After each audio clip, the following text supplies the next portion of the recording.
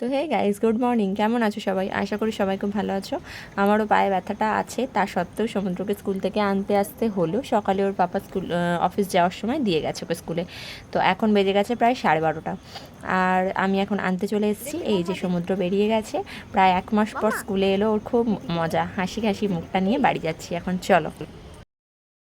আমি স্কুল থেকে এসে গেছি। আমি আমি স্নান করেছি আর আমি আর আমি আর আমার বেলি হাংলি ভেরি হাংরি। ওলে বাবা লে, ওলে বাবা লে। খাওয়া দাওয়া তো কমপ্লিট করলাম। খাওয়া দাওয়া কমপ্লিট করে ওপরে এসেছি। আমি একটু শুয়ে পড়েছি, পাটা প্রচণ্ড ব্যথা করছে। সমুদ্র বলছে, মা আমি তোমার পাটা টিপে দেবো? আমি বললাম না বাবা থাক। বললো আমি একটু টিপে দিই না। ও এগুলো করে, ওর দাদাও এগুলো করে। মানে শরীরটা খারাপ হলে আমি যদি বলি পাটা ব্যথা করছে, তো ও পাটা টিপে দেয়। দেখো পাটা টিপে দিচ্ছে কি সুন্দর করে আমার। তো তারপরে বললাম না তুমি অনেক সকালে উঠেছো, এবার ঘুমিয়ে পড়ো। তো এই যে এখন ঘুমিয়ে পড়েছে, আর আমি ওর পাশে একটু শুয়ে পড়েছি। আর এই দেখো রুদ্রকে দেখেছো, ও কোনো দিনও দুপুরে ঘুমায় না। সকালে ও ওঠে।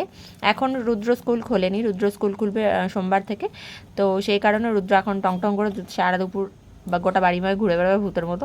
আর এই দেখো গোটা ঘরময় আমি জামা কাপড় এরকমভাবে পাখা চলছে বলে শুকনো করতে দিয়েছি। বর্ষাকালে সম্ভবত সবাই এরকমই করো, গোটা ঘরে যেখানে পেরেছি সেখানেই জামা ঝুলিয়ে দিয়েছি। তো চলো, এখন বিকেল হয়ে গেছে। বিকেলে করলাম দুধ গরম, আর এখানে করলাম চা। তো বর্মশাই কখন আসবে আমি জানি না। আর সমুদ্রর ম্যাম এসছে সমুদ্রকে পড়াতে। সমুদ্র এখন পড়তে বসেছে, আমি একটু চা করে ওদেরকে দিই বা আমিও খাই। তো চলো, আমার মিনি ব্লগটা এই পর্যন্তই রইলো। সবাই কেমন লাগলো অবশ্যই বলো। তো চলো, টাটা।